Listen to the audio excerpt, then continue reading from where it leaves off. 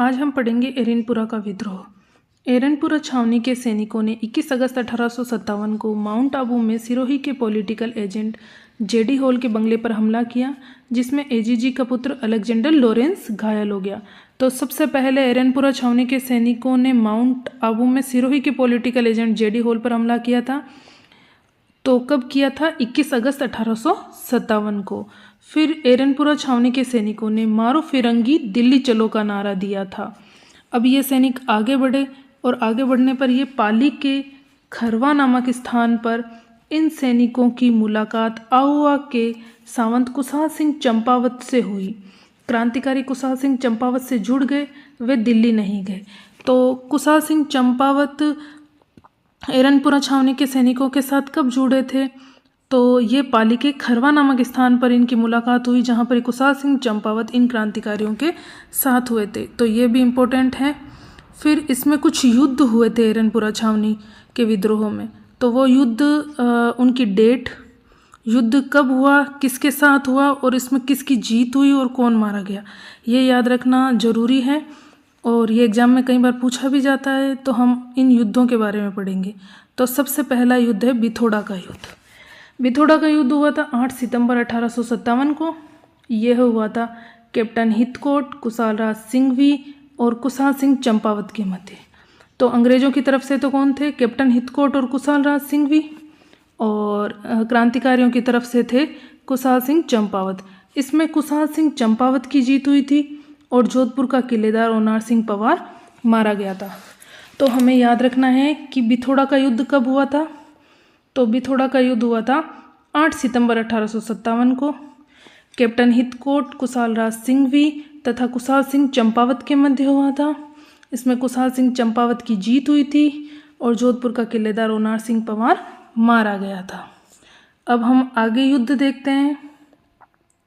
तो हमारा सेकंड युद्ध है चेलावास का युद्ध। चेलावास का युद्ध हुआ था 18 सितंबर 1857 को।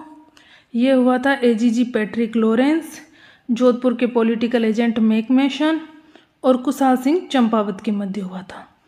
इस युद्ध में मैकमेशन मारा गया और कुशाल सिंह चंपावत की जीत हुई। तो बिथोड़ा का युद्ध और चेलावास का युद्ध, इसमें कुशाल सिंह चंपावत की जीत हुई थी।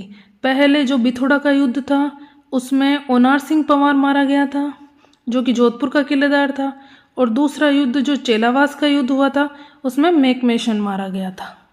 अब हम आगे देखते हैं आहुआ का युद्ध।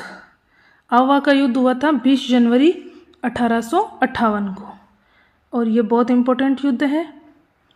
तो इसमें है कि कर्नल होम्स व हंसराज जोशी और कुशाल सिंह चंपावत के मध्य हुआ था। तो कुशाल सिंह चंपावत का भाई पृथ्वी सिंह लांबिया मारा गया और कुशाल सिंह चंपावत की हार हुई। तो कौन से युद्ध में कुशाल सिंह चंपावत की हार हुई थी? तो आहुआ के युद्ध में कुशाल सिंह चंपावत की हार हुई थी। और आहुआ का युद्ध हुआ कब था? आहुआ का युद्ध हुआ था 20 जनवरी 1858 को। तो 20 जनवरी 1858 को आहुआ का युद्ध हुआ, जिसमें कर्नल होम्स, हंसराज जोशी और कुशाल सिंह चंपावत ने भाग लिया था। कुशाल सिंह चंपावत की हार हुई थी और उनका भाई पृथ्वी सिंह लांबिया मारा गया था। कर्नल होम्स ने आहुआ पर अधिकार कर लिया था। अब कुशाल सिंह चंपावत वहां से भाग गए थे। तो कुशाल सिंह चंपावत ने सलुम्बर के सावंत केसरी सिंह व कोठरिया के सावंत जोध सिंह के पास में शरण ली थी। तो कुशाल सिंह चंपावत ने किन किन के पास शरण ली थी? तो कुशाल सिंह चंपावत ने ली थी सलुम्बर के सावंत केसरी सिंह और कोठरिया के सावंत जोध सिंह के पास शरण ली थी। 1860 में इन्होंने नीमच में आत्मसमर्पण किया। अंग्रेजों ने इनकी जांच के लिए टेलर कमीशन बनाया। 1860 में ही कुशाल सिंह चंपावत को जेल हुई और 1860 में कुशाल सिंह चंपावत जेल से रिहा हुए और शेष जीवन उदयपुर में बिताया। 1864 में इनकी मृत्यु हो गई। Thank you.